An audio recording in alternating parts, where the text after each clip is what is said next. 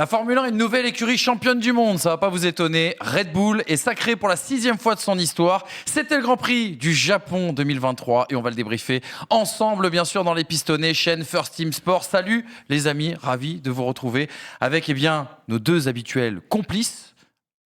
Hamza Ramani, pardon, et monsieur Brice Germain. J'ai bugué. Ça va les gars ? Oui, ça va, mais c'est compréhensible, parce que Manu a commenté le Grand Prix à 7h du matin. C'est ça, exactement. C'est compréhensible. Je suis ravi de me retrouver à côté de Brice aujourd'hui. Oui, moi aussi. Ravi, ça faisait longtemps. C'est vrai. Ça faisait longtemps. Tu sens qu'il prépare un truc. On se disait qu'en vous séparant, ça allait de moins en moins bien. Donc du coup, on a décidé de vous réunir. D'ailleurs, j'ai 2 questions à vous poser, les gars. On profite. On est en live Twitch, bien évidemment. Abonnez-vous. Suivez la chaîne First Team. C'est ici que ça se passe. Et si vous aimez les autres sports, je pense au rugby, au cyclisme, au basket, etc., vous en aurez en tout cas pour votre argent. Non, juste une petite question, parce qu'il y a 2 choses qui m'ont étonné cette semaine. J'étais obligé de faire un point avec vous. Déjà, Brice a fait hier du karting. Il a terminé 2e.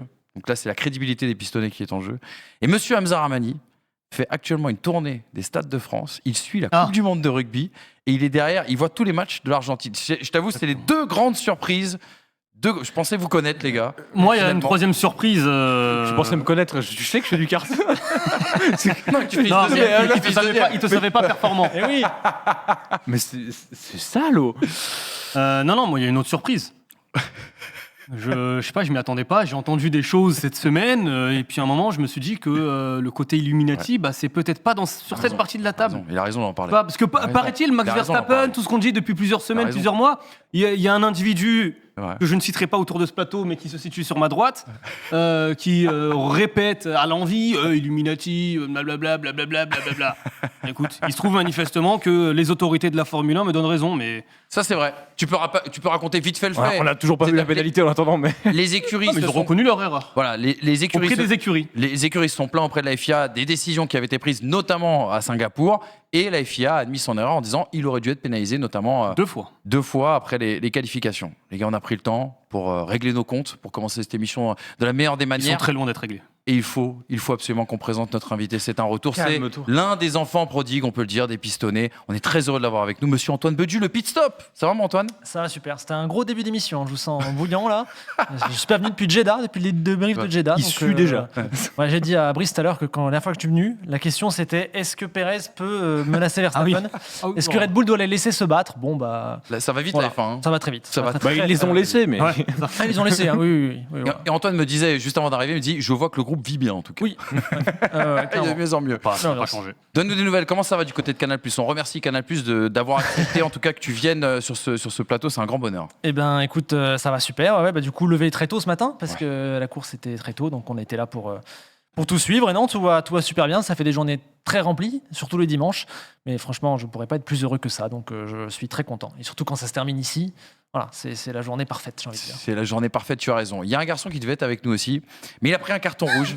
Il était suspendu de Twitch. C'est monsieur Hydro, bien sûr, suspendu de Twitch. Donc du coup, il n'a pas le droit de jouer en championnat, là, comme aujourd'hui. Vous le retrouverez par contre mercredi sur une autre plateforme, là où il n'est pas encore suspendu. Ça se passe sur YouTube. Ça sera la grande émission de mercredi avec l'émission spéciale Chapeau. Ça fait longtemps qu'on vous en parle. Mercredi, midi, émission spéciale Chapeau avec Antoine, avec Hydro, avec Brice, avec Hamza. Hydro ne vient que pour la Ligue des Champions, j'ai l'impression. C'est ça, exactement. Ça ne concerne pas vraiment son équipe, son club de cœur, mais voilà. T'as raison de le rappeler parce qu'il partage ce même goût des mauvaises choses avec Brice Germain à côté de nous.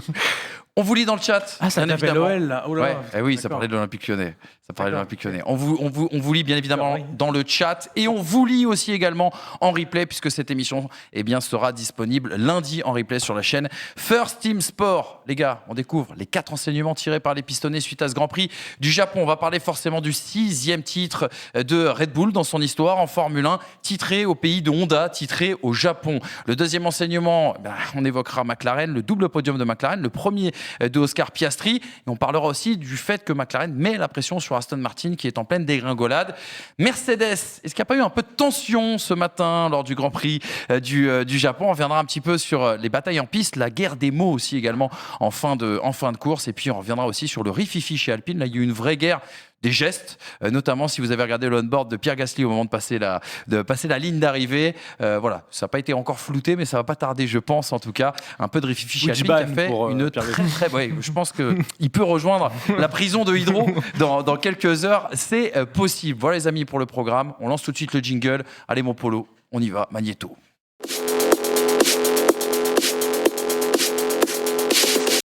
Et le docteur qui nous dit une belle brochette de beau gosse. Merci beaucoup. On en rougit, bien sûr. Ce n'est pas la chaleur de ce plateau. On se replonge dans le classement de ce Grand Prix du Japon, 16e manche du championnat du monde 2023. Victoire donc de Max Verstappen.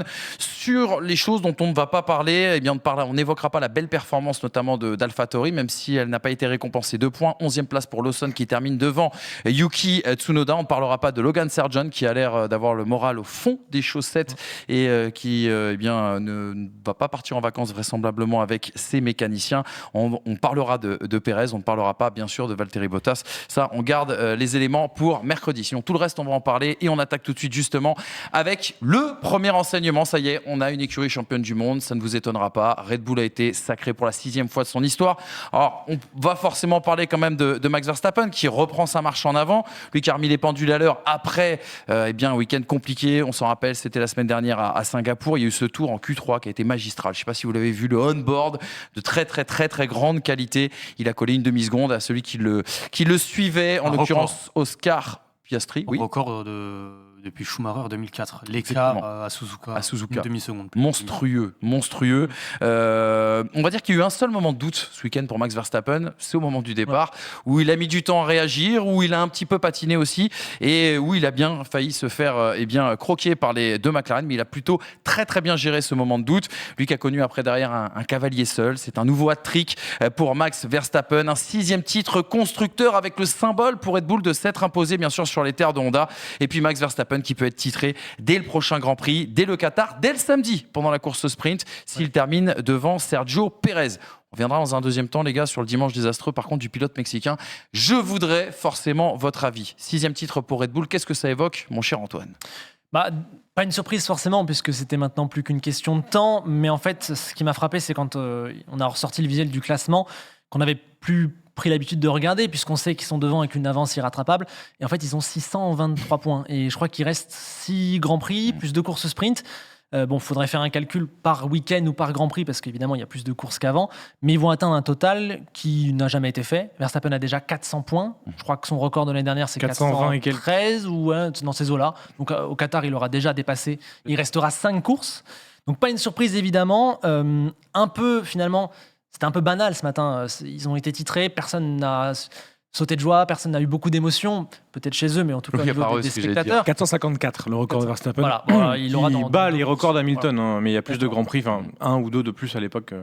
Peu d'émotions à l'arrivée, forcément, vu le contexte de la saison, etc., sans suspense, mais il faudra quand même prendre le temps, je pense, en fin d'année, de voir à quel point c'est peut-être la meilleure voiture jamais construite, ou en tout cas par rapport à sa concurrence cette saison-là, parce que je trouve que les autres quand même sont tous très serrés, et il y en a une qui survole, donc pas surpris, mais j'essaye d'être impressionné. C'est difficile de l'être au quotidien, mais j'essaye d'être toujours impressionné par ce que fait Red Bull, on va dire. Ça banalise un petit peu de telles performances. On rappelle juste les stats, 15 victoires, 23 podiums, 11 pole positions, 9 meilleurs tours.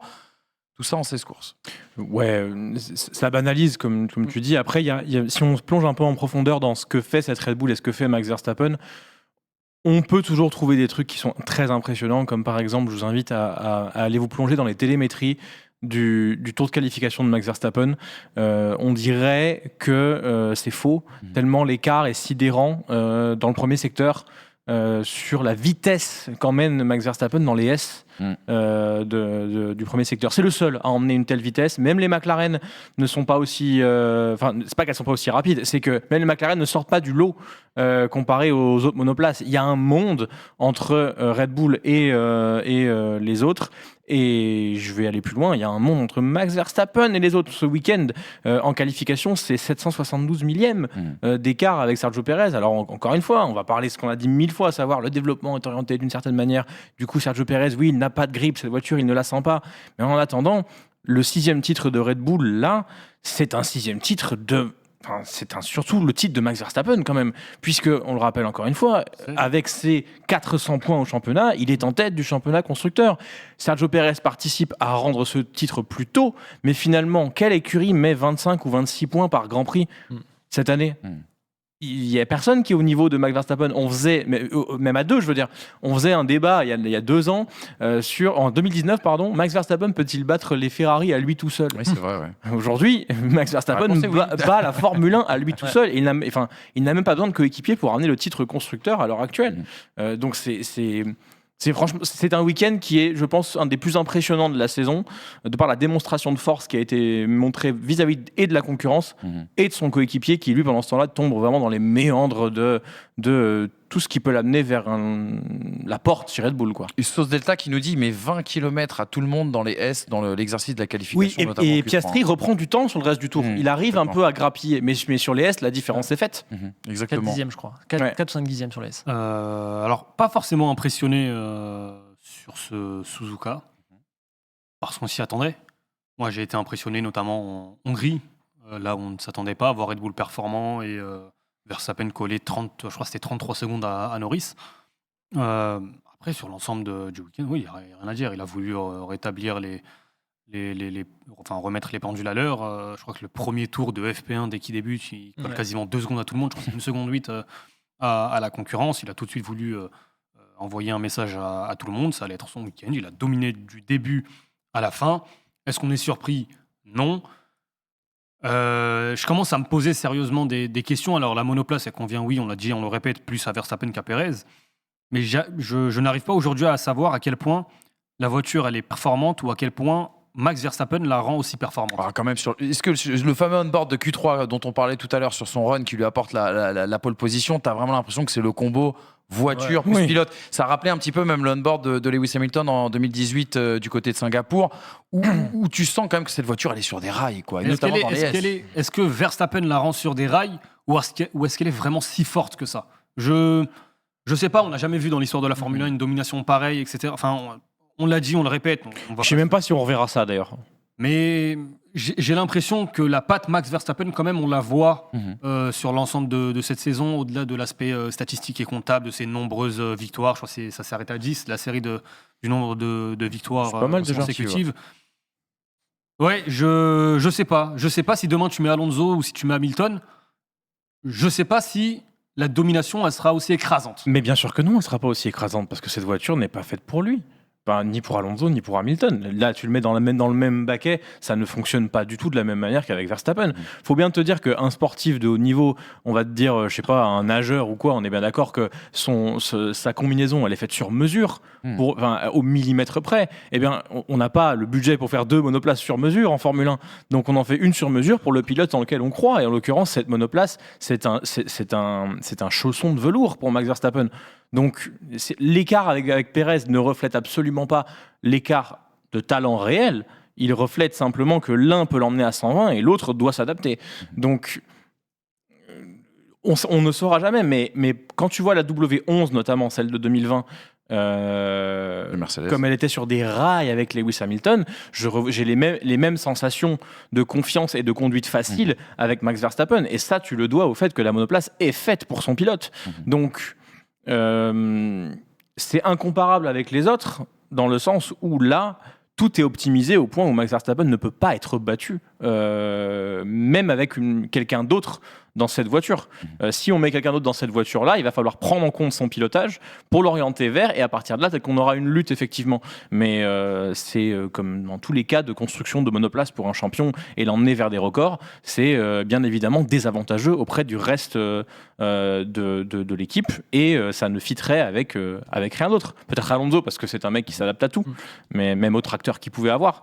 Mais en l'occurrence là, je pense que là, ce combo-là est une machine absolument infernale. 27 victoires sur les 35 dernières courses, Max. 27 sur 35. Elle est titanesque. J'allais dire que dans toute l'histoire de la Formule 1 le prouve, dès qu'il y a domination, plusieurs titres d'affilée, c'est qu'il y a une combinaison de plusieurs éléments clés dans la même équipe. Pilote, ingénieur, chef d'équipe et évidemment voiture qui a été construite. Et là, peut-être qu'on est dans un moment hyper rare où on combine l'une des meilleures voitures jamais peut-être construites parce qu'il y a l'ingénieur derrière le plus iconique de l'histoire de la Formule 1, Newey.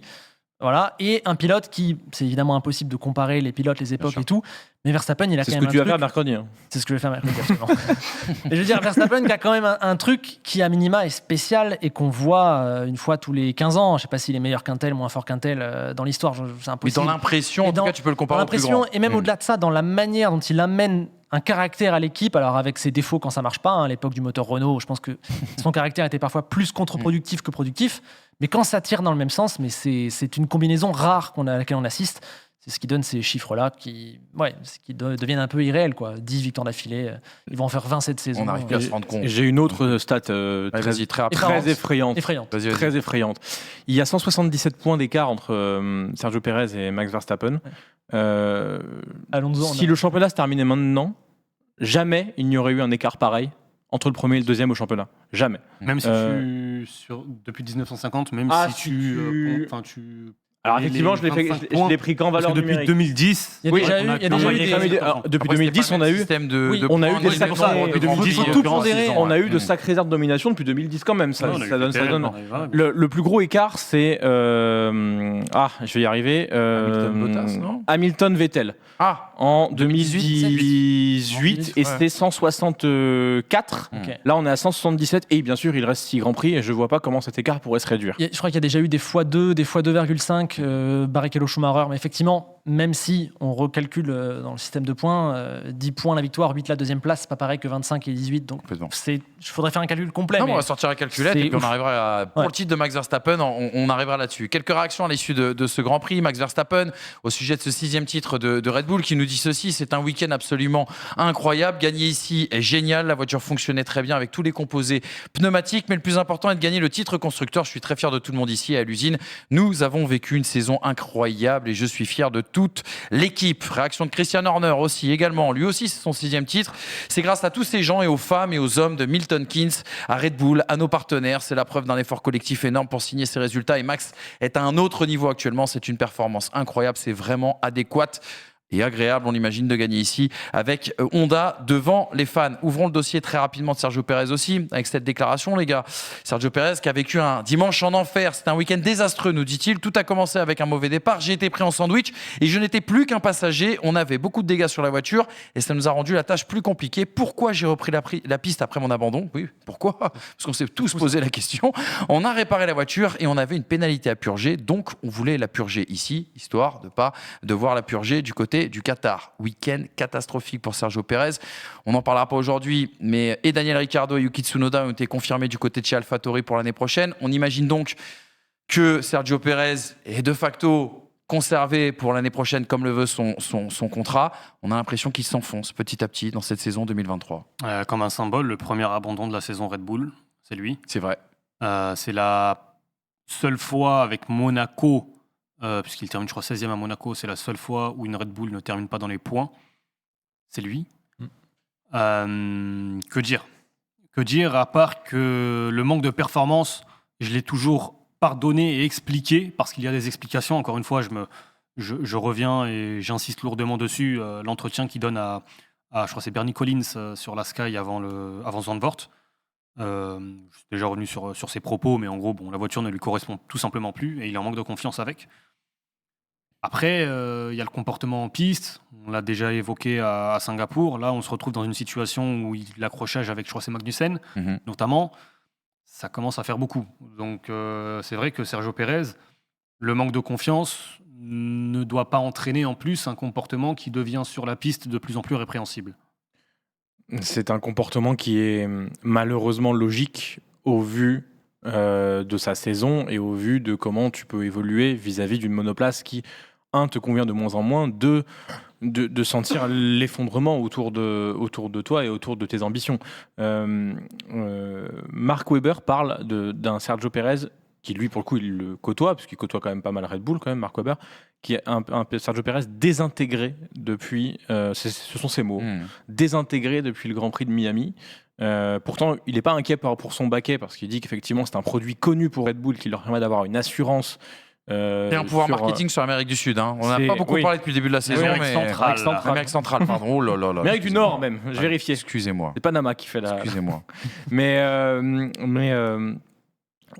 le comportement de Sergio Pérez est typique de quelqu'un qui va s'enfoncer dans une voiture qui n'est pas la sienne, qui va du coup essayer de corriger par son talent, plus l'ego qu'il a vis-à-vis de son talent qu'il ne peut exprimer, et même quand ça ne marche pas, ne pas prendre les précautions suffisantes, et au final se retrouver à faire des choses qu'il n'aurait pas fait auparavant. Sergio Pérez n'a jamais été le pilote le moins agressif, c'est pas ce que je suis en train de dire.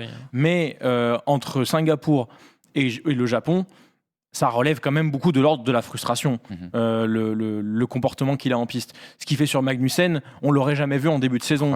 En plus, c'est un pilote qui sait attaquer et sait défendre. Ses défenses sont très souvent propres.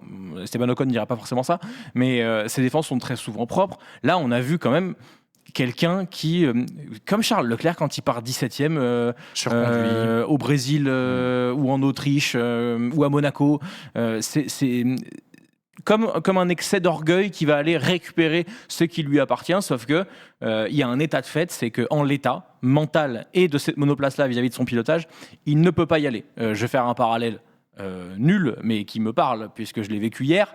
J'avais 2 machines qui n'avaient pas d'avant, mais vraiment pas d'avant, et j'essayais de compenser. Je freinais plus tard. Ah, c'est pour ça. Je freinais plus tard. D'où cette erreur dans le dernier tour. Exactement. C'est pas gentil de faire ça. Mais tu sais, tu freines plus tard, tu tentes des choses différemment, et à partir de là, tu penses que tu es meilleur parce que tu commences à t'énerver dedans, tu commences à être plus concentré, mais tous tes repères, tu les perds. Tout ce qui fait le rythme, tout ce qui fait le fait que tu es un métronome, tu le perds et tu deviens juste une boule d'énervement sur la piste qui, au moindre saut de grippe, à la moindre différence de ce que tu avais prévu, tu fais n'importe quoi. Et ben, je pense que c'est exactement ce qui arrive à Sergio Pérez, dans une catégorie bien supérieure, bien évidemment.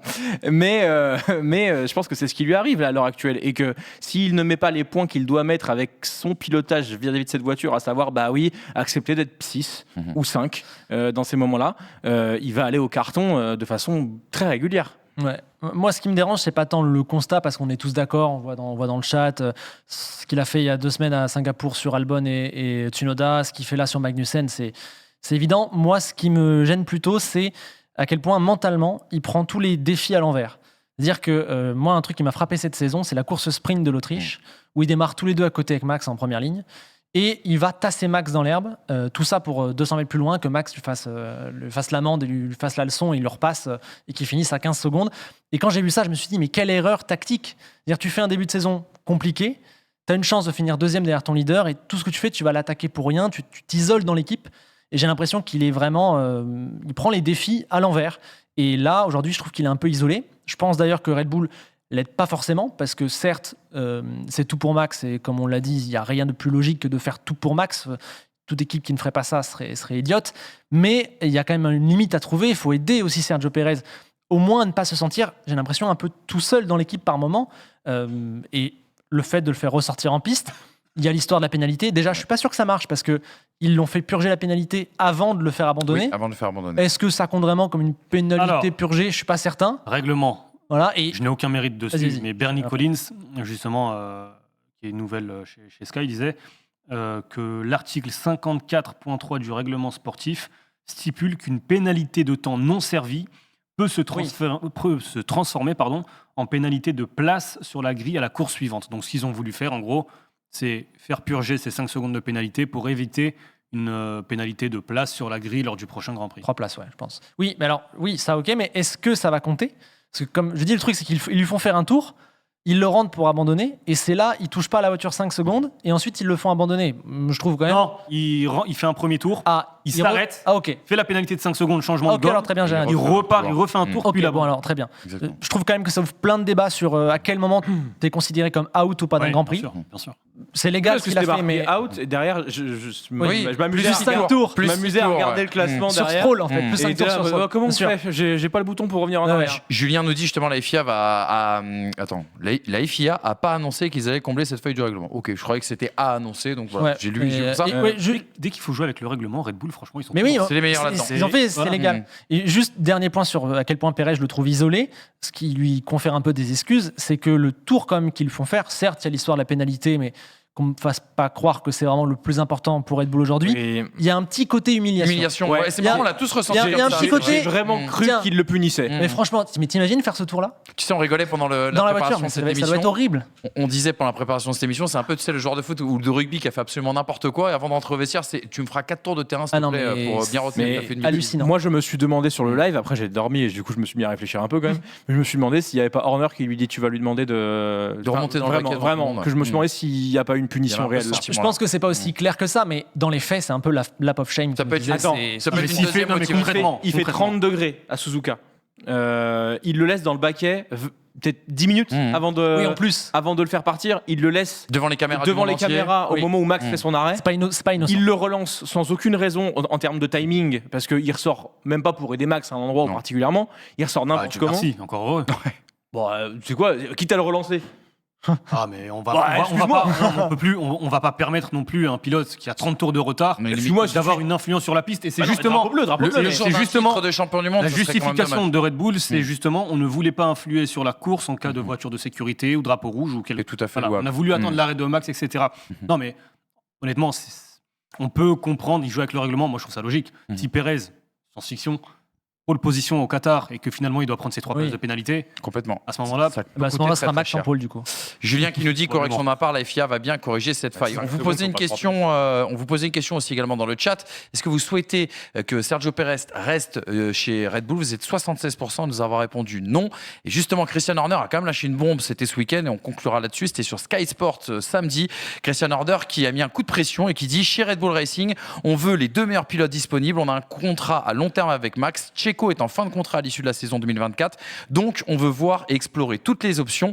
Checo est sur la sellette en ce moment et il est évident qu'il voudra prolonger son contrat. Voilà pour les dernières informations concernant Checo Pérez. On referme ce grand enseignement consacré bien sûr à la nouvelle écurie championne du monde et on continue avec une écurie qui effectue un bond en avant dans cette saison 2023. C'est McLaren qui assure son premier double podium depuis le Grand Prix d'Italie 2021. Best of the rest. Voilà le résumé en une maxime de la performance XXL de l'écurie Papaya Suzuka. Le coup presque parfait au départ, on en a parlé tout à l'heure. On n'était pas très loin de voir justement une McLaren prendre la tête après le départ un peu manqué de la part de Max Verstappen. Norris qui a montré un superbe rythme, qui était beaucoup plus rapide d'ailleurs que Oscar Piastri sur ces 3 relais. Le premier podium d'Oscar Piastri, bien aidé aussi également par la Virtual Safety Car, puisqu'il s'arrête pour la première fois sous régime de Virtual Safety Car. Ça lui a permis notamment à ce moment-là de reprendre la 2e place à Lando Norris. C'est le meilleur résultat de la saison de McLaren qui continue de mettre la pression sur Aston Martin. C'est un 33-4 infligé ce week-end à l'écurie verte. 64 points d'écart au classement des constructeurs. Et regardez le détail depuis le Grand Prix d'Autriche qui avait vu justement l'introduction de cette mise à jour majeure, cette évolution majeure sur la McLaren. McLaren a pris 155 points depuis l'Autriche, 67 points pris par Aston Martin. 17 avant. McLaren. Exactement, 17 uniquement, voilà, c'est tout à fait sur les 7 premiers Grands Prix. Si je dis pas de... C'est moins que la 2e place de Norris là. 8 premiers Grands Prix. 33 aujourd'hui, impressionnante McLaren, 2e force, on l'a dit, ça paraît injouable pour Aston Martin de garder cette 4e place au constructeur. Ça paraît injouable parce que selon les typologies de circuits différentes, Mercedes, Ferrari et McLaren à chaque fois arrivent à hisser leur monoplace et leurs 2 monoplaces, j'insiste là-dessus, sur des gros points. C'est là que ça paraît injouable. C'est que Piastri suit Norris, Leclerc suit Sainz, Sainz suit Leclerc, Russell suit Hamilton, Hamilton suit Russell. Et que quand ça arrive en tir groupé chez les 3 écuries et ça exploite. Chez Aston Martin aujourd'hui, on n'a pas le développement suffisant déjà pour remettre Alonso sur le podium, rien qu'Alonso. Et en plus de ça, derrière, on a littéralement un poids mort qu'Hélène Stroll. Donc, c'est mort, je pense. Si McLaren retrouve au moins voire une piste et demie où son package fonctionne comme à Suzuka, Aston Martin finira 5e du championnat du monde des constructeurs. Donc, le manque de développement, le manque de régularité et surtout le manque de circuit à haute performance pour Aston Martin, qui certes est très bien né, mais qui ne suit pas l'évolution qu'a pu suivre la Ferrari, qui retrouve de l'avant, donc qui reparle à Charles Leclerc, la McLaren qui gagne 1 seconde, et je vais même te dire qu'à un moment donné, peut-être même que l'Alpine va venir jouer avec l'Aston. On l'a vu aujourd'hui. Ouais, on en parlera tout à l'heure, mais on l'a vu aujourd'hui. L'Aston, j'ai l'impression que c'est la même qu'à Bahreïn. Et au final, c'est ce qu'a dit Lance Stroll d'ailleurs samedi après les qualifications, au micro de Canal+, d'ailleurs, faut le signaler. C'est la même que celle d'Alonso à Bahreïn, du coup, pour lui ou... Non, il a dit, j'ai l'impression qu'on n'a pas bougé depuis Bahreïn, alors que les autres ont évolué. Il réclamait des évolutions. Pourtant, il y a eu des packages introduits, l'Espagne, Zandvoort, mais justement, il paraît que c'est ce package d'Espagne qui a commencé à emmener l'équipe dans une mauvaise direction, qui a rendu la voiture plus lourde. L'an dernier, d'ailleurs. Exactement, oui, c'est vrai. Ils amenaient en Espagne l'an dernier une voiture qui allait faire le haut. Et c'est une saison qui est quand même très paradoxale pour Aston, parce qu'elle a commencé très haut, elle finira, je pense, assez bas, parce que maintenant, le mieux pour eux, à la régulière, c'est 2 points, la 9e place. Aujourd'hui, Pérez abandonne, donc ça monte à 8, mais c'est très compliqué. Pour revenir vite fait à McLaren... Attends, juste très rapidement, et je promis, je te relance sur McLaren dans la foulée. Est-ce qu'on n'est pas trop dur, les gars, avec Aston Martin? C'est une année de transition, la soufflerie arrive dans 1 an. On a bien compris qu'avec cette histoire d'évolution, il n'y a pas forcément de corrélation entre ce que les logiciels disent, la soufflerie dit, et le juge de paix, à savoir la piste. Ils ont réussi ce gap de performance en début de saison. Les bases sont solides, il y a une équipe technique solide, il y a un pilote numéro 1 solide. On a été dur avec McLaren sur tout le début de saison. Je ne vois pas pourquoi on ne serait pas dur avec Aston Martin maintenant. Il y a des circonstances. Quand on était dur avec McLaren, n'oublie jamais que justement on n'a pas pris en compte les circonstances et on s'est planté une semaine après. Oui, non, mais d'accord, mais en début de saison, Aston Martin a bien profité de cette position dans la communication, dans le fait de dire, écoute, le plan, c'est d'aller chercher une victoire à Monaco ou à Singapour pour Fernando Alonso, ou en Hongrie, je ne sais plus. Il y avait vraiment ce, ok, maintenant on est là, on assume. Sur le développement, ça assume pas. On comparait en début de saison. C'est la faute des hommes ou c'est la faute des infrastructures qui sont en cours de renouvellement? C'est ça. C'est facile, je trouve, de tomber dessus. Tout le temps, avec Aston. Enfin, Aston Racing Point Force India. Oui, mais cette année, ils ont construit leur voiture. Là où McLaren a sa nouvelle soufflerie, il n'utilise plus la soufflerie Toyota. C'est vrai aussi que je pense que ça a comme une influence majeure sur le développement, notamment de cette McLaren. La soufflerie d'Aston Martin date de l'époque Jordan. Oui, de toute façon, il y en a beaucoup. De toute façon, ça vous coûte tellement un bras que. Mais c'est Williams elle a 35 ans de retard. Exactement. Pour Aston, il y a 2 côtés. Le premier côté, c'est qu'en fait, ils ont déjà 3 fois leur nombre de points de l'an dernier à peu près. Et ils vont finir à 4 fois leur total. Donc, au global, on pourra dire progression, réussite, podium. Excellent. Mais ce qui inquiète, c'est que pour une équipe qui veut devenir un top team, parce que c'est clairement son ambition, on n'est pas sur un AlphaTauri il y a quelques années qui surperforme. On est sur une équipe qui veut s'installer. La dynamique est inquiétante parce que ça veut dire qu'ils n'ont pas su maintenir un niveau au fil d'une saison. Alors certes, les infrastructures sont pas encore toutes là. Le projet, c'est plus 2026 que 2023, on est d'accord. Mais je trouve que pour une équipe dont les hommes forts de la prochaine ère sont déjà installés, ne pas avoir réussi à maintenir cette chose-là et finir finalement aussi loin, c'est compliqué. Au final, tu vas finir cette saison à la même distance que tu avais fini la dernière. Oui, et c'est un peu gênant. Du coup, si tu compares, c'est exactement ce que je voulais évoquer. Du coup, tu préfères quoi, toi? Tu préfères la 2022, où tu vois à la fin de saison Sébastien Vettel gagner les top 5 et tu dis c'est prometteur pour l'année prochaine, ou tu n'as pas peur au final que la fin de saison-là, les 2 Aston ne soient même plus en Q3? C'est ça. 2022 te lance super bien pour la suite. 2023, tu touches à quelque chose que tu espérais toucher, mais la dynamique de fin te laisse un peu inquiet, nécessairement, parce que s'il n'y a pas un gros gap fait cet hiver, Aston vivra une saison plus compliquée l'an prochain. Et ça se compare avec 2020. Désolé. Mais sauf que la différence, 2020, il y a la pole en Turquie de Lance Stroll. Et une victoire en fin de saison. Et il y a la victoire de Sergio Perez. Sakir. C'est Sakir, c'est le Grand Prix de Sakir. Absolument. Exactement. L'Outer-Track. Un petit mot sur McLaren. Hamza, on t'a pas entendu sur le début de cet enseignement. La performance de McLaren, ce bond en avant extraordinaire qui doit servir pour les autres. Lewis Hamilton en parlait notamment en après-course. Ouais, d'ailleurs, on l'a vu se pencher sur cette McLaren à la fin de la course, l'observer soigneusement. Non, mais impressionnant, forcément. Le premier package en Autriche, puis le second que Norris a eu à Singapour et que Piastri a récupéré pour la première fois à Suzuka ce matin, laisse à penser quand même que cette voiture, sur justement cette stratégie de développement, elle est sur la bonne voie. Aujourd'hui, elle est capable de se battre à la régulière selon les circuits avec Mercedes et avec Ferrari. Tu te retrouves dans une position où en piste, à Suzuka, qui est un tracé particulier, c'est l'une des voitures, c'est la deuxième voiture, ou la voiture de Formule 1.5 la plus performante, notamment dans les S, notamment dans le premier secteur, où c'est l'équipe qui a réussi à amener le plus de vitesse hors max, évidemment. Ça promet. Et puis, tu as un duo de pilotes. Ouais, tu as un duo de pilotes qui, aujourd'hui, est le plus prometteur. Comprend la voiture, est capable de l'exploiter, manifestement ont une influence, peut-être en tout cas, C'est vrai qu'on n'entend pas trop, notamment Zach Brown à ce sujet, sur le développement. Et effectivement, un jeune line-up qui, à l'avenir, est peut-être là sur les 3-4. Piastri vient de prolonger jusqu'en 2026.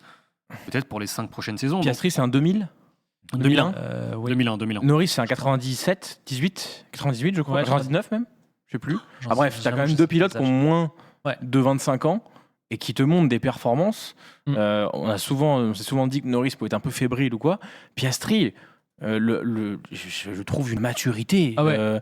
Quand il se pointe sur le podium, il n'y a même pas d'émotion. C'est ouf. Alors je dis pas que sans émotion égale mature, mais la première chose qu'il dit c'est bah non, parce que concrètement, si mon coéquipier est plus rapide que moi, c'est qu'il y a un problème. Justement, on a la déclat extraordinaire au micro de Margot Lafitte. C'est fou à ce stade-là. C'est un beau résultat, même si ce n'est pas ma course la plus aboutie, car l'écart de rythme avec Lando est important. On essaie toujours de battre son coéquipier avec la même voiture. Voilà ce qui me rend satisfait, mais je suis heureux avec tout le reste quand même. Un premier podium en F1, ça rend cette journée tout à fait spéciale. Faut dire que j'ai été étonné, moi les gars, quand même, de l'écart de rythme entre ces deux McLaren. C'est ce que j'allais dire. Il faut évidemment féliciter Piastri en rappelant que c'est un rookie, etc. Je suis très impressionné de la manière dont, à chaque fois qu'il a le package, une course après Norris, direct, il comble le gap en une séance d'essai libre sur le package. L'adaptation, on en parle. Adaptation souvent, géniale. L'adaptation est folle. De toute façon, il n'a pas gagné la F3 et la F2 coup sur coup pour rien, quoi. C'est un mec qui arrive dans la voiture, il est performant. Malgré tout, il faut signaler qu'il y avait quand même un bel écart et on l'a vu toute la saison. Je me rappelle de la Hongrie, Silverstone. Aujourd'hui, il est aidé par la VSC, il finit quand même très loin de Lando. Et il y a un élément qui, en plus, noircit un peu la course de Norris, qu'on avait zappé, que j'avais pas vu, c'est que Perez le bloque Norris sous la VSC pendant 10 secondes. Norris perd une dizaine de secondes sous la VSC. C'est-à-dire que l'écart aurait été encore plus impressionnant et encore plus flatteur pour Lando. Et 10 secondes, ce sont les propos de Norris. Oui. Il en perd 4. 4 Ah ouais, Il t'as fait perd le 4 calcul. secondes. Et on voit le synthé sur la gauche, il perd 4 secondes sur Verstappen, 4 secondes sur Leclerc. Il perd pas 10 secondes. Ok. Mais c'est vrai que là, l'influence, on ne sait pas ce que ça aurait donné. Alors, je dis pas qu'il serait allé chercher, qu'il serait allé chercher Max, mais c'est vrai que la course de Norris, elle est impressionnante. Ouais, parfaite. D'autant plus que Piastri profite, allez, on va dire, d'une moitié de voiture de sécurité virtuelle, justement, pour être le grand gagnant par rapport à Lando Norris. Mais entre les deux, sur cette course-là, en tout cas, il n'y avait pas photo. Exactement. À noter, Piastri, si on veut comparer un petit peu la manière dont il s'adapte à une monoplace, je vous rappelle qu'en F2, il sort du bois en milieu de saison. Il n'est pas forcément dans les leaders au milieu de saison et qu'il enchaîne en fin de saison et Il prend toutes les pôles, je crois, sur la fin et de saison. c'est un truc de dingue. C'est-à-dire que si ça se trouve, Oscar Piastri, là, on en voit 50%. C'est possible. On ne sait pas. Donc vraiment, ce gamin, et ça m'excite de le voir parce que je me dis, mais attends, mais ça se trouve l'année prochaine, ça va être une bombe absolue. Et je trouve dire qu'on aurait pu l'avoir au sein d'une écurie française. C'est ça. Et je trouve qu'en disant ça sur Piastri, qui est magnifique, ça montre aussi l'énorme qualité de Norris. Qui arrive face à un mec comme ça, ça doit être déstabilisant d'avoir un coéquipier autant en vue et tout, à être, je trouve, assez exceptionnel cette année. J'aime beaucoup ce que tu dis et je vais teaser. On en parlera mercredi parce que il y a débat. je me pose des questions. Ouais. Et j'ai pas la réponse, D'accord. mais je me pose des questions En tout cas, il y a justement des sur choix ce que thème. j'ai fait, ça va débattre. Le chef de projet de l'émission Chapeau, Hamza Ramani, je sais qu'il se délecte d'avance d'être mercredi à midi. Je vous invite les amis aussi également, si vous voulez aller plus loin sur le sujet, on a fait une émission spéciale Aston Martin avec un autre visage aussi également du paysage du YouTube Game français F1, c'est monsieur F1 à la loupe. On s'est posé la question de savoir si la fête était finie du côté d'Aston Martin. On y évoque le cas de Lance Stroll. On y évoque aussi également le cas du développement technique sur cette saison. Oui les gars. Toute dernière stat, avec ce Grand Prix du Japon, Lando Norris devient le pilote qui a marqué le plus de points sans gagner un Grand Prix. Oui. Alors, devant Nico Hülkenberg avec 543 points, devant 530 pour Nico Hülkenberg avec bien sûr nouveau barème de points. ouais, j'ai vu cette stat et alors il y a quelqu'un qui s'est amusé à faire le barème de points dans l'histoire de la F1. Norris aujourd'hui est deuxième, Nick Heidfeld C'est Oui. vrai. est pour l'instant loin devant premier. Mais c'est vrai que maintenant Norris, le prochain palier, c'est cette victoire qui pourrait lui débloquer un aspect Qui aurait déjà psychologique, pu arriver. légitimité Oui, peut-être. Ouais, quand même, il n'a pas eu 10 000 occasions. Il y a eu deux d'aller occasions, chercher quand même, hein. deux occasions, quoi. Deux, Ouais, ouais. deux. Mmh. Deux occasions, et c'est pas totalement à blâmer à chaque On parle de fois. Russie-Belgique. Russie, oui, Belgique, ouais. Russie-Belgique. Ouais, ouais. Ah, les Et- trois, alors, mais Monza, Monza, de ouais, mais tête. Monza, il y a une consigne d'équipe. Monza, Ricardo, ouais, c'est vrai que tu Mais t'attends à la ce que Belgique, celui elle qui- aurait compté comme une victoire s'il avait fait la pole et il avait le Oui. rythme. Oui. On va va pas Après, refaire voilà, ça, évidemment. hein. Mais oui, mais voilà. On vous lit dans le chat, bien sûr, les amis. Alpine, puisque Kingstar 2000 nous pose la question. Alpine, on en parlera un petit peu plus tard dans ce débrief. Troisième enseignement, parlons de Mercedes. Et à travers le cas de Mercedes, on risque aussi également d'évoquer le cas de Ferrari. La tension monte chez Mercedes. Ça a chauffé entre Hamilton et Russell. Il y a une explication déjà musclée sur la piste lors du premier relais. Russell, qui avec de l'audace et une stratégie différenciée, puisqu'il n'a fait qu'un seul arrêt, c'est le seul pilote à avoir tenté ça, eh bien, a réussi à remonter à la track position. Hamilton, lui, avec talent, avec beaucoup d'agressivité. Ça fait quelques courses qu'on voit Lewis Hamilton très agressif en course. Un dépassement, franchement, les gars, je me suis levé de ma chaise ce matin. Un dépassement magnifique dans le 130R face à Fernando Alonso. Certes, il y avait un décalage de vitesse et de performance entre les deux voitures, mais il fallait de l'audace, il fallait du courage, vous savez, en bas de la table, à gauche et à droite. Manu a cette faculté, quand c'est sur Fernando Alonso, à dire un mais. Certes, à trouver une petite circonstance atténuante. Ou qu'il faut que ce soit un dépassement incroyable parce qu'on ne dépasse pas le taureau, les Asturiens comme Hamilton dans le 130R sur Fernando Alonso, je trouve ça quand même, c'est quand même des images. Oui, Alonso a réalisé l'un des plus beaux dépassements de sa carrière. Est-ce que je peux être pisse froid un tout petit peu? Vas-y. Le 131 n'est plus ce qu'il était avec cette nouvelle monoplace. D'accord, si tu veux. Voilà. Il y avait un déficit, un décalage bref, on s'est régalé. Je sais que vous aussi. Je sais aussi que vous vous êtes régalé. Et puis il y a eu la fin de course avec la demande, de George Russell, la demande de George Russell qui avait des pneus fatigués et qui dit ça serait bien qu'on laisse Lewis Hamilton derrière moi, sauf que Lewis Hamilton était lui-même pressé par Carlos Sainz. Et donc, l'ordre de Toto Wolff, non, ça va pas se passer comme ça, mon grand. Tu laisses passer ton leader, Lewis Hamilton. Et puis derrière, on en parlera, mais les états d'âme de Lewis Hamilton, qui a été très prolixe à la fin de cette course, qui a beaucoup parlé, notamment l'année prochaine. Je vous présenterai ça tout à l'heure. Mais le constat, à l'arrivée, le constat comptable, c'est que non seulement Mercedes est en retrait en termes de rythme par rapport à Ferrari, jamais elles auraient pu aller chercher les Ferrari, en tout cas la régulière, qu'elles ont encore concédé 38 points depuis le retour de la trêve, c'est-à-dire 38 points en 4 courses. Et c'est seulement 20 points d'avance à 6 grands prix de la fin pour Mercedes comparé à Ferrari. Assez étonnant ce week-end de Mercedes. Oui, je m'attendais peut-être un petit peu à pire parce que je pense que le circuit n'était pas top pour eux, qu'il manque pas mal d'appui, etc. Avec une voiture qui est assez instable dans les virages. Un peu. Oui, j'utilisais aussi le mot picky. Je le trouve très joli. Ils disent que la voiture est picky. Donc bon, voilà, c'est... Comment ils le traduisent vraiment ça? Ouais, moi je prends Pointu, ça comme un peu, pointu, un peu genre déstabilisante. Je sais pas. Parce qu'elle est très bonne en entrée et puis quand elle arrive dans la corde, elle. C'est ça. Voilà, mais j'arrive pas à le traduire en français, mais je trouve que picky c'est le mot que je colle à cette action. Et tu sais quoi, on va mettre en chippy. Voilà. C'est une chippy. C'est une chippy de l'arrière notamment, parce que Lewis Hamilton a beaucoup parlé le manque d'appui à l'arrière au Japon. Donc je m'attendais à peut-être un pire de leur part parce qu'au final ils font quasiment jeu égal avec Ferrari, ça joue à la track position et au final à 2-3 détails, notamment le départ où Alonso s'intercale, ça leur fait perdre un petit peu de temps, etc. C'est un week-end classique de la part de Mercedes. En fait, c'est une voiture qui a tellement pas de points ultra forts et tellement un petit peu de difficulté partout qu'elle n'a jamais un circuit sur lequel elle est meilleure qu'un autre, je trouve. Barcelone, un peu, mais t'es censé être partout bon si t'es bon à Barcelone. C'est ça, mais vu qu'à Singapour, elle est pas super forte en ligne droite, elle a galéré. Vu que là, elle est pas très forte dans les virages rapides, elle a aussi galéré. Donc voilà. Après, moi, je suis peut-être un petit peu moins choqué peut-être par les actions en piste entre les deux pilotes. J'ai trouvé que c'était plutôt classique. Alors, est-ce qu'on ne doit pas attaquer son coéquipier sur un premier relais? Je sais pas. C'était en plus une relance de course, donc peut-être qu'Hamilton s'était mieux lancé, etc. Ça m'a pas choqué. Peut-être aussi que celui qui était devant l'autre quand même des gros points en jeu, avait la stratégie. Il y a des gros. Justement, mais il y a aussi un statut en jeu. Pourquoi il y a un sujet? Pourquoi il y a un sujet? Parce que tu l'as dit, il y a deux stratégies qui sont différenciées, parce que Mercedes aurait prévu dès le départ qu'il n'y aurait qu'un seul arrêt du côté de George Russell. Donc pourquoi aller s'attaquer en course? Et en plus de ça, j'ai oublié le deuxième argument, mais c'est pas grave. Bref, pour moi, il y a quand même clairement un sujet autour de l'agressivité de George Russell et Lewis Hamilton. Je ne les ai pas trouvés au-delà de la limite spécialement. Un peu à Spoon, là, pendant leur deuxième bataille, un petit peu. C'est que je veux dire, des gros points par rapport à Ferrari. Excuse-moi de t'avoir coupé. Oui. Il y a quand même une lutte très serrée avec Ferrari. S'ils se rentrent dedans aujourd'hui. Mais le truc, c'est qu'ils s'attaquent. Ce message-là. Ils s'attaquent une première fois. Et ensuite, ils ne se réattaquent pas jusqu'à ce qu'ils se croisent en piste 30 tours après ou 35 tours après. Donc, ils n'ont pas eu le temps de dire, bon, stop, ça suffit. Ils s'attaquent à la relance, ça se repasse. Je n'ai pas été spécialement dérangé par ça. Peut-être un peu plus par la consigne à la fin. Je ne sais pas si on en parlera. C'est dérangeant par les momentum de carrière, je pense. Parce que l'année dernière, George Russell bat Lewis Hamilton. Lewis Hamilton n'a rien à prouver. Il est 7 fois champion du monde. Le premier. 8. C'est juste pour la blague. C'est juste pour la blague, parce qu'on est en live. Dès qu'on est en live, je m'amuse à faire cette Twitch blague.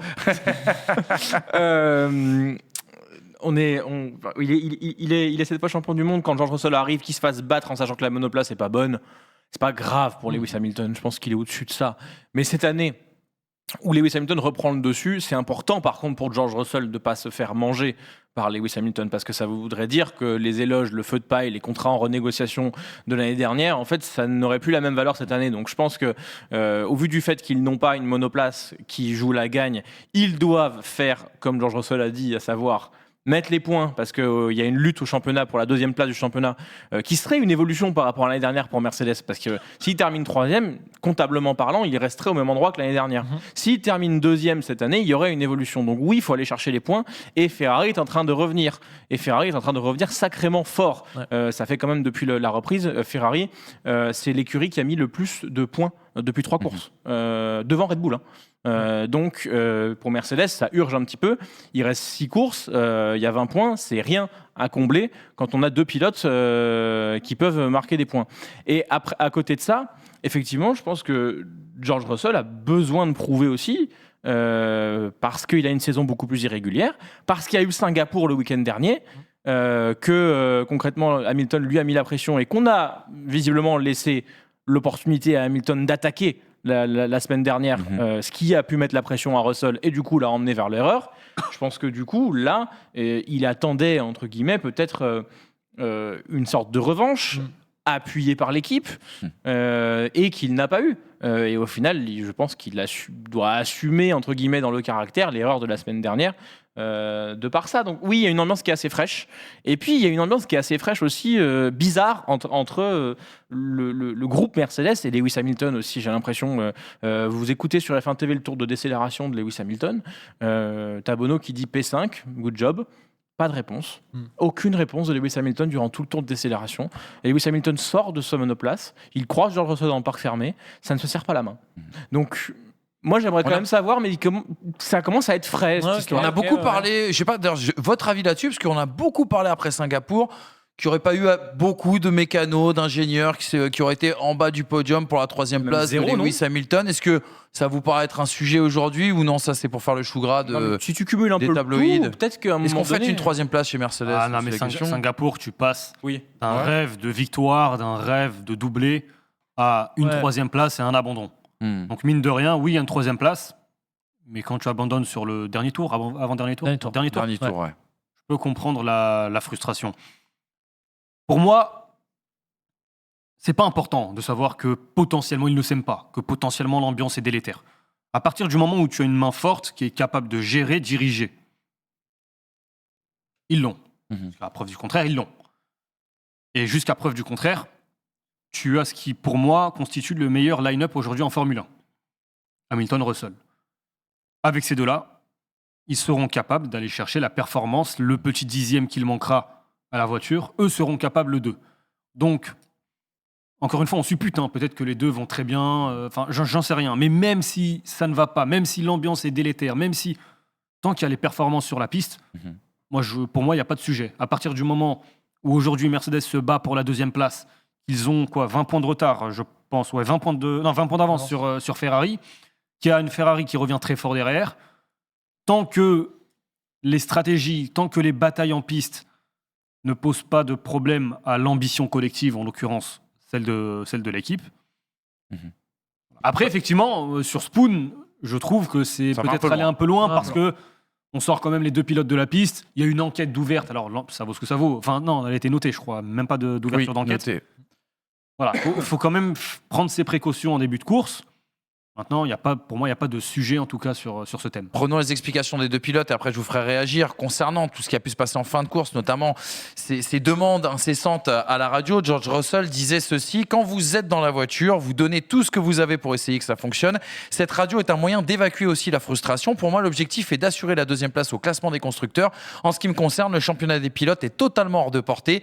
Cette saison a été un véritable désastre. Tant d'occasions ont été manquées. Voilà ce qu'il a dit devant les... Concrètement, ça ne va pas changer la vie de George Russell de terminer 7e, 8e, 9e ou 6e. Complètement. Moi, ce qui m'intéresse, par contre, c'est cette saison a été un véritable désastre. Et il le dit devant le pool de journalistes britanniques dans le carré. Je suis assez étonné. C'est rare d'entendre George Russell prendre ce genre de décision. Et cette phrase ne concerne que lui, je trouve. Complètement. Parce que Mercedes a évolué. Mercedes est plus régulièrement constant en haut. Et qu'Hamilton fait une saison superbe. Complètement. Par rapport à sa monoplace. Donc, ça montre bien. Je pense qu'il y a pas les mêmes objectifs si on prend les objectifs personnels de chacun. Après, on nous dit dans le chat qu'ils s'entendent très bien et qu'il ne faut pas qu'on invente sur des Instagram histoires. peut-être. Mais oui, mais Après, il y a certainement rivalité qu'ils entre les s'entendent pilotes, très c'est bien. Mais à un moment donné, il ne faut pas oublier que quand on met le casque, on devient quelqu'un d'autre. Donc, Et celui d'Hamilton était magnifique ce week-end. Oui. Regardez ce qu'il a dit, porté, tu Lewis veux dire. Hamilton.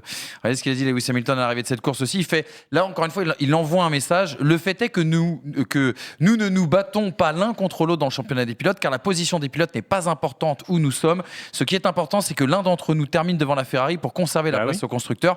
Aujourd'hui, nous devions vraiment travailler en équipe. Voilà, petite leçon du C'est ça. patron. et il va te Lewis justifier l'inverse à Singapour parce que comme il y a une victoire en jeu, faut nous laisser nous battre. Parce qu'il y a quand même une victoire au bout. Oui. C'est pour ça que moi je suis pas très alarmiste, Et, c'est que j'y vois rien de plus que 2 pilotes avec de grandes ambitions et un talent capable d'aller gagner une course qui veulent plus que leur position et qui du coup tentent d'utiliser tous les petits ingrédients pour s'en sortir.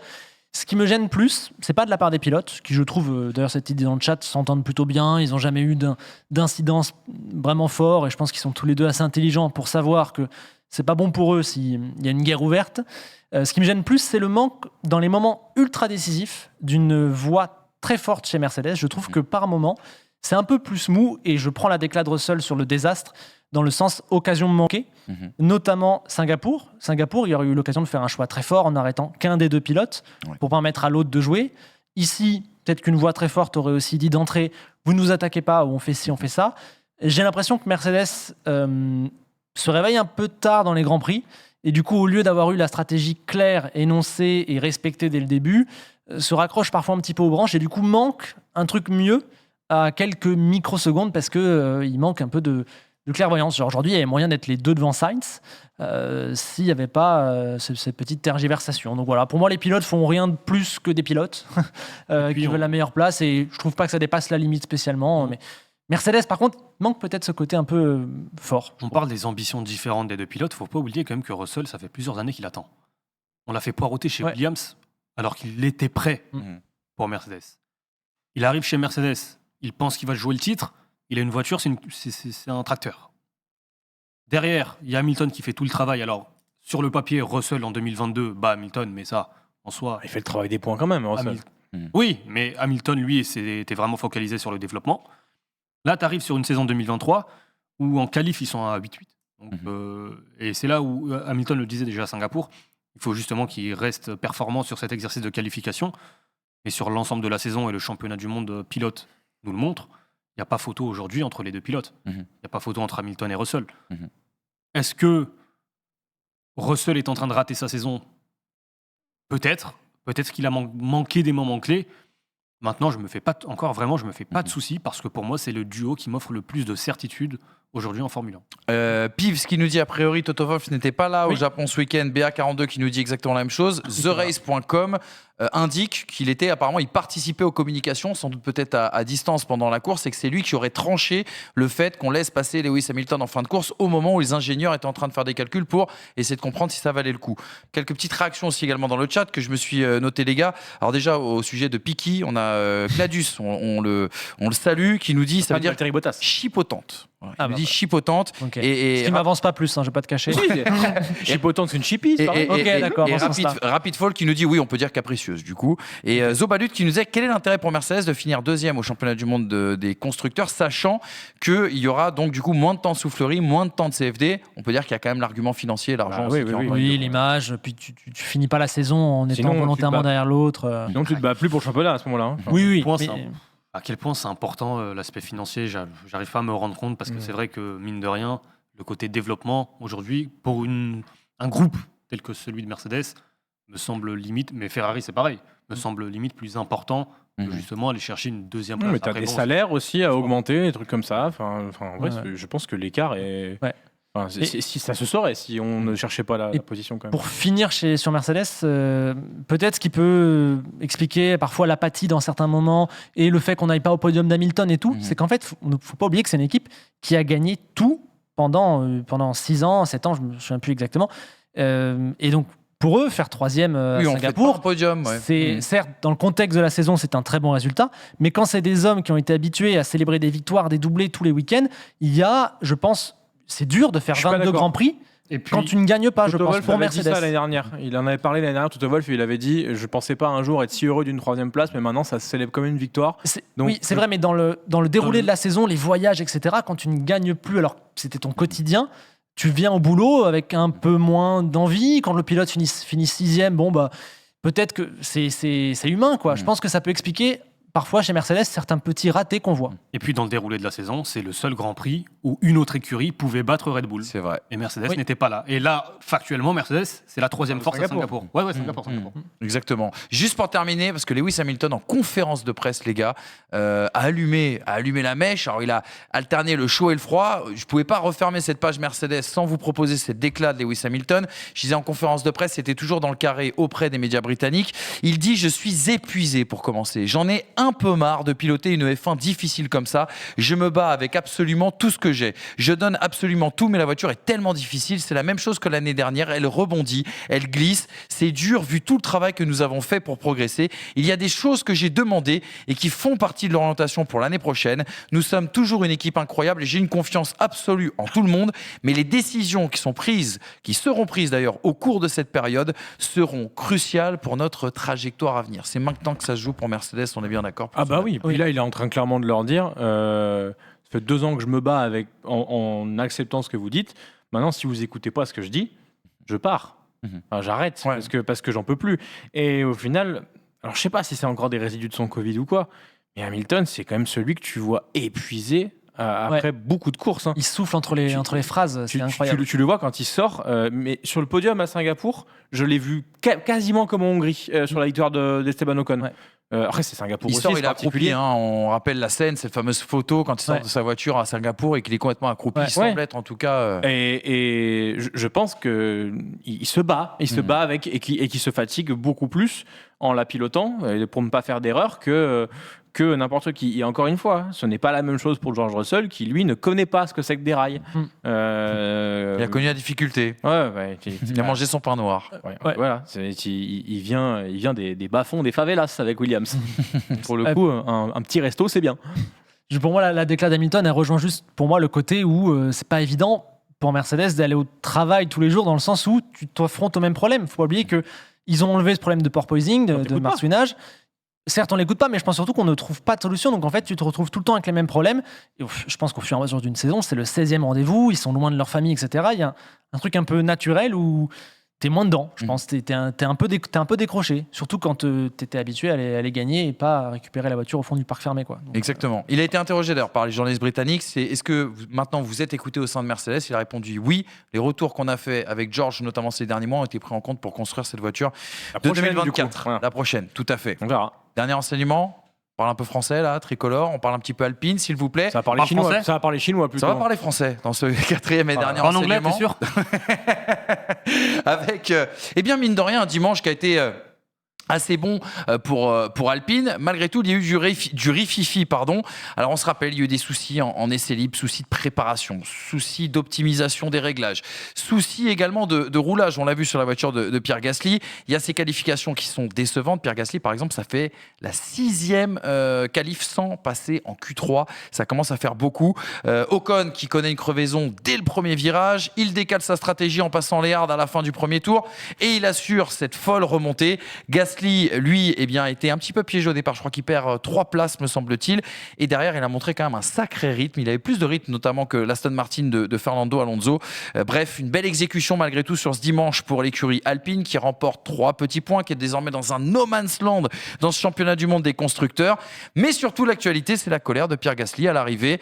Alors, est-ce que c'est un simple coup de chaud ou un vrai révélateur? Les gars, on veut absolument votre avis. Tiens, on va continuer avec la petite citation de Pierre Gasly pour bien comprendre si vous n'avez pas vu le Grand Prix ce matin. Pierre Gasly qui s'est plaint, qui a parlé avec les mains à l'arrivée. On a quelques illustres à vous montrer qui sont pas très catholiques. Il dit, on avait dit que s'il décidait de faire l'undercut avec Esteban pour l'aider, on échangerait les positions à la fin. C'est ce qu'on a fait, mais dans le dernier tour, on m'a demandé d'échanger de nouveau, ce qui n'avait pas été évoqué car je partais devant. J'avais fait une meilleure qualif et j'avais plus de rythme à la fin avec des pneus plus frais. Je ne comprends pas la nécessité, mais on fait 9 et 10 et pour l'équipe, ça fait 3 points de plus. Le reste, on va en discuter en interne. Les gars, est-ce que du côté de chez Alpine, on n'a pas un peu trahi la parole de Pierre Gasly sur ce qui s'est dit avant la course, pendant la course, et on ne sait pas ce qui s'est dit après. Cette faculté, par manque de communication, de se foutre le feu absolument tout seul. Pour une 9e et une 10e place. Si c'était un podium, pourquoi pas ? Mais pour 3 petits points, aujourd'hui, on va parler de crise, parce qu'en plus, Alpine sort justement d'une période bien compliquée cet été. Mais tout part d'un manque de communication, en fait. À Ocon, on lui dit clairement, faudrait laisser passer Pierre Gasly, parce que lui est à la chasse de Fernando Alonso avec des pneumatiques plus frais. Et à ce moment-là, Ocon dit d'accord, il n'y a pas de problème, je le laisse passer. À un endroit donné, parce que c'était prévu, c'était sur la chicane juste avant la ligne droite. Et on lui dit à ce moment-là, Ocon acquiesce et dit, par contre, si jamais il ne parvient pas à passer Alonso, vous me rendez ma position. Au début, on ne répond pas trop, et puis ensuite, on dit oui, on te rend la position. Gasly, on lui dit, bon, bah, Esteban va te laisser passer, sauf qu'on ne lui dit jamais, si jamais tu ne parviens pas tu vas rendre la position. Et tout part de là. Parce qu'après, forcément, Pierre Gasly, avec ses pneumatiques plus frais, creuse un petit écart, petit matelas avec Ocon, mais ne parvient pas à aller chercher Alonso. Et au moment où, à 2 tours de la fin, on lui dit qu'il faut rendre la position, bah, je peux comprendre la frustration de Pierre Gasly. Ouais. Moi, je dirais 3 choses sur Alpine. Première chose, le dimanche, compte tenu de ce qu'ils ont dans les mains en position de départ et en voiture, il est maximisé. Tu ne pouvais pas faire mieux. Première chose. Deuxième chose, ça reste pas assez dans ce que veut viser Alpine. Le gros souci, c'est qu'il y a un manque de rythme sur un tour, que cette voiture, elle part toujours trop loin, et que du coup, en course, tu peux viser que les petits points, et qu'Alpine, au final, est très loin de ce qu'elle espérait jouer en début de saison, et cette saison va être un échec. Troisième point, je trouve hallucinant la situation de fin de course. Comme Hamza l'a dit, pour une 9e, une 10e place, se mettre autant en galère, c'est une catastrophe. Le souci, c'est qu'on promet 2 choses différentes au pilote. Gasly, on lui promet le plan de base.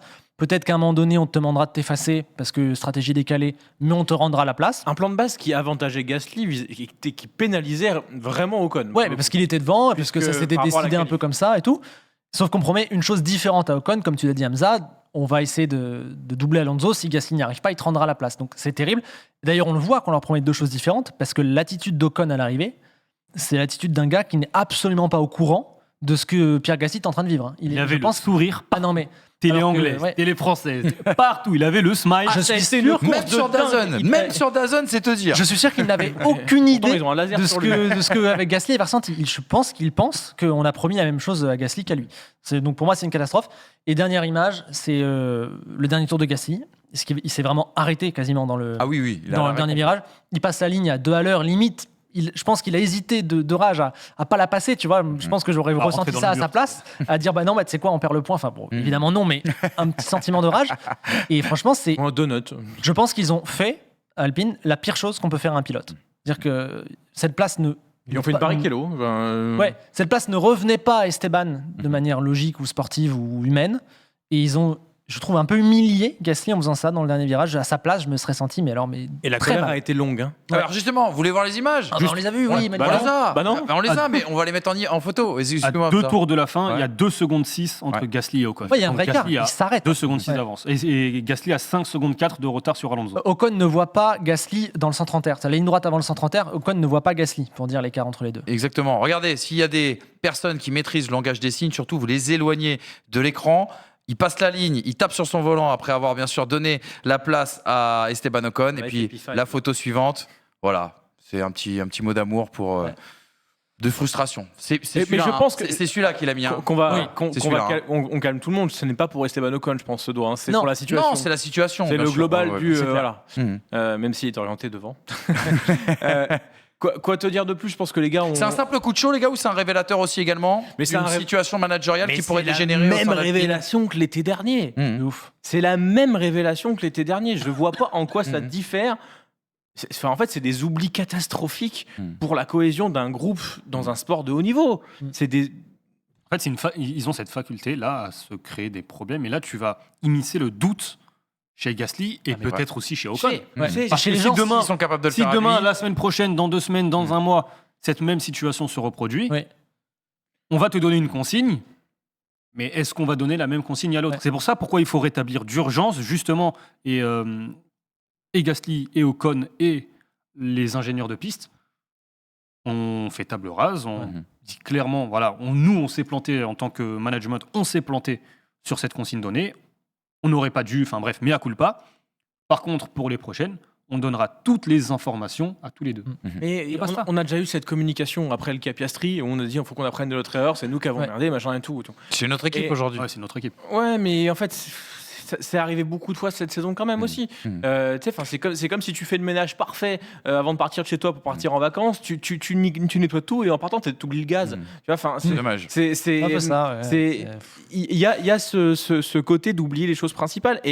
Et alors là, c'est moi qui vais rentrer peut-être en théorie un peu fumeuse, mais quand... La FIA va te donner raison en une semaine, ça veut dire. Mais quand tu vois à l'époque Mercedes, quand Bono parlait à Hamilton sur les strats, il ne révélait pas forcément ce qui se passait de l'autre côté du garage, et ce qu'on disait à Valtteri Bottas. Par contre, les deux ingénieurs, Bono, je ne sais plus qui était l'ingénieur de Valtteri Bottas, je ne sais plus son nom, ils se parlaient entre eux, et avec une tête pensante au milieu qui était James Wolfe. Et qui, à partir de là, disait les bonnes choses aux bons pilotes. Et Valtteri Bottas s'exécutait vis-à-vis d'un plan de course déjà préétabli dont on discutera après la course selon les dires directs de James Wolfe, plus de l'ingénieur de course, de James Wolfe qui prend le micro à ce moment-là, ou même de Toto Wolff. Et Hamilton, c'est pareil. Et on communiquait d'une manière assez hiérarchique dans cette manière-là. Rappelle-toi de la Hongrie, où Bottas laisse passer Hamilton pour aller chercher le pilote, je ne sais plus qui était devant Hamilton. Hamilton tente, et au dernier virage du dernier tour, alors qu'il avait 5 ou 10 secondes d'avance sur Bottas, il laisse passer Valtteri Bottas, il lui rend la position, sachant que Bottas avait à 2 dixièmes Max Verstappen dans son dos. Oui, et c'était le plan, et on s'est même dit à ce moment-là, si Vettel est champion du monde pour 7 points, oui, c'est vrai. Si Vettel, ils vont s'en mordre les doigts. Exactement. Je pense que c'est en 2019. 2018. Non, 18 ou 17 ou 18. J'aurais dit même dit 17 perso. Ce qui est pas Alpine aussi, c'est qu'elle a 2 pilotes ultra proches en termes de perf, donc ils vont souvent se re-rencontrer en piste. Alors il y a ça aussi, les 2 pilotes ultra proches. Est-ce qu'on n'a pas, parce que dans le comportement des deux, il y a visiblement une communication d'équipe qui sort, à savoir qu'il n'y a pas de numéro 1 et de numéro 2. Mais justement, dans cette fébrilité à dire les choses de façon très claire et honnête à chacun, visiblement, est-ce qu'il n'y a pas une communication d'un côté du garage et de l'autre en disant « mais t'inquiète pas, t'es amené à devenir le numéro 1 ». Parce que... C'est ça ma théorie fumeuse. Parce que alors après là, faut se baser sur des faits. Quoi. En fait, je me base sur les faits parce que l'oubli là, est-ce que c'est réellement un oubli ou est-ce que c'est un manque de courage absolu, symptomatique en effet d'un mouvement de pas oser, de pas mettre les pieds dans le plat en disant bah non, en fait, faut que ça se passe comme ça. Moi, je vois plus ça comme l'excès de pas de numéro 1. C'est-à-dire qu'ils veulent tellement faire attention à ce que les deux soient sur un pied d'égalité. En fait, ils arrivent à cafouiller un peu ce que faisait Binotto chez Ferrari, où il voulait tellement pas que Leclerc soit considéré comme le numéro 1, etc., qu'il s'est retrouvé à tirer dans les pieds de ses propres pilotes par instant. Et je trouve que c'est un peu ce qui s'est passé. Quelques réactions dans le chat. Il y a Daigoren27 qui nous dit avec ce point, Gasly passait devant Stroll à la 10e place du classement des pilotes. Chicharito, tu parlais de Mattia Binotto. Chicharito qui nous dit et dire que Mattia Binotto n'est pas encore là. Max aussi qui dit que Bruno Famin, le nouveau boss d'Alpine, a dit plus tard qu'ils doivent voir pour s'assurer que personne ne passe à côté d'une info pour quelconque problème. Oui, Hamza. J'aime beaucoup le commentaire de Chicharito. Et pas parce que son nom... c'est vraiment pas son nom qui me... T'as vu ta veste. C'est les ce qui est terrible, là, regarde, ça fait, je sais pas, peut-être 10 minutes que l'on parle d'Alpine.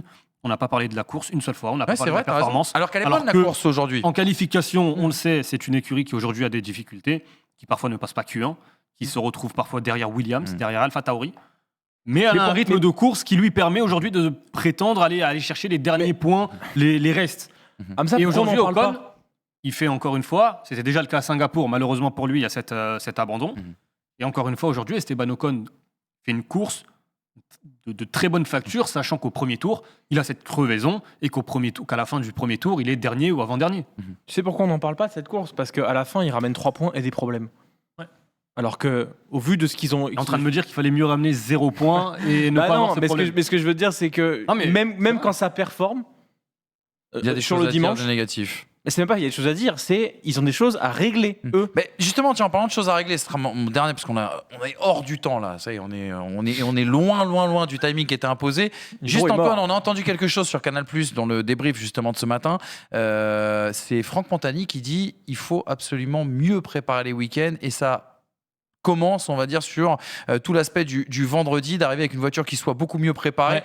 Est-ce que, parce que nous, on a compris qu'il ne pouvait pas complètement mettre les pieds, mais on a compris qu'entre les lignes, il voulait aller un peu plus loin.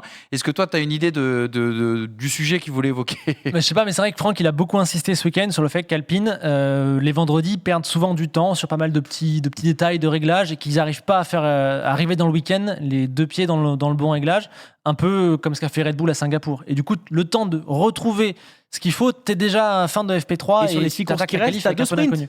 C'est ça, et ça Tu va peux pas plus les te arranger. permettre. Tu n'auras qu'une seule séance d'essai, en effet. Donc oui, vas-y. Ce que je comprends de Franck, en fait, tout simplement, c'est qu'aujourd'hui, Alpine travaille mal avec son simulateur. Puisqu'Alpine n'est pas capable d'arriver en FP1 avec une voiture qui est plus ou moins performante et plus ou moins réglée pour la piste. Et effectivement, tu vas te servir des EL 1, 2 et 3.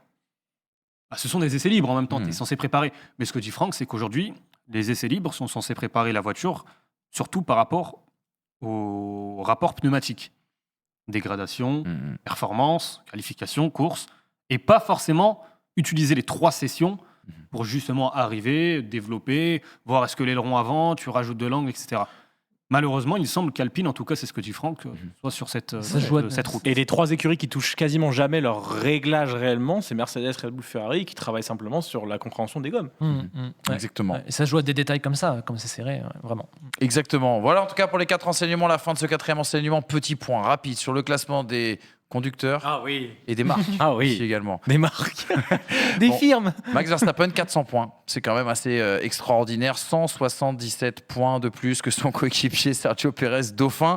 On signalera que Lewis Hamilton reprend encore un petit peu plus d'avance sur Fernando Alonso. On signalera aussi que Lando Norris est désormais à égalité avec George Russell. Ça, c'est quand même assez impressionnant. Et donc, vous l'avez compris qu'il n'y a pas de pilote alpine dans le top 10 puisque Piastri reprend la 9e place. Et puis chez les constructeurs, donc félicitations à Red Bull, champion du monde. Oui. L'enseignement, c'est que Lance Stroll, il est toujours dans le top 10. Il est toujours dans le top 10, oui. Je ne sais pas pour combien de temps, parce que il y a Gasly, il y a 1 2 point derrière. Complètement. Il y a Ocon qui n'est pas très très loin. Donc Ocon est à 9 points. Voilà. Exactement. Les 2 Alpines finissent devant Stroll. Voilà, et vous avez vu l'écart qui se réduit aussi entre Mercedes et Ferrari, on en a parlé bien sûr dans cette émission. Alpine dans un no man's land, et puis derrière Williams, As, Alfa Romeo et Alfa Tauri qui ferment la marche. Voilà les amis pour ce débrief en direct. Oui mon... Mercredi, grand moment. Enfin. Mercredi, grand moment. Regardez le programme qui vous attend. On va vous expliquer les règles. Mercredi, émission spéciale chapeau. Vous êtes dans la peau d'un directeur sportif. Tous les intervenants de ce plateau seront dans la peau d'un directeur sportif. Qui sont les meilleurs pilotes 2023 ? Il y aura 3 chapeaux.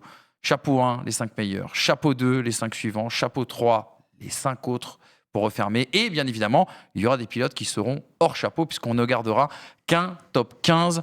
Et en plus de ça, avec des invités incroyables. Monsieur Antoine Bedu, le pit stop. On peut teaser ou pas ce qu'on fera à la fin de saison en mode Ballon d'Or là. Et monsieur... Tu sais, l'émission peut s'arrêter. L'émission peut s'arrêter. Il ne faut jamais se porter l'œil, mon ami. Et Hydro qui sera avec nous en duplex. On espère qu'il va pouvoir sortir de sa prison. Suspension. On va aller voir la LFP. Il sera en visio. Il est actuellement en commission. On va essayer d'aider un petit peu tout ça. Pour pas spoiler, sachez que de mon côté, Max Verstappen, c'est chapeau. Ah ouais? Ouais. On va en parler mercredi, tiens, parce que je suis pas d'accord avec toi. Vraiment, pour le clic, t'es fort. Écoute. Et moi qui ai mis Logan Sargent, par exemple, tu vois, le clic. Je tiens à signaler que Brice Germain ne pourra pas mettre Kimi Raikkonen en chapeau. On vous explique tout mercredi. C'est important de le préciser. Mais j'ai quand même mis Massa, donc c'est bon. Merci Antoine, merci Hamza, merci Brice, merci à vous, surtout dans le chat. On vous a lu tout au long de cette émission. Il y a beaucoup d'avis, en tout cas, qui étaient très, très, très intéressants. Vous régalez comme d'habitude. Et donc, mercredi, midi, l'énorme émission avec Antoine, avec Hydro, avec les pistonnés. Bref, on se suit. Salut les amis.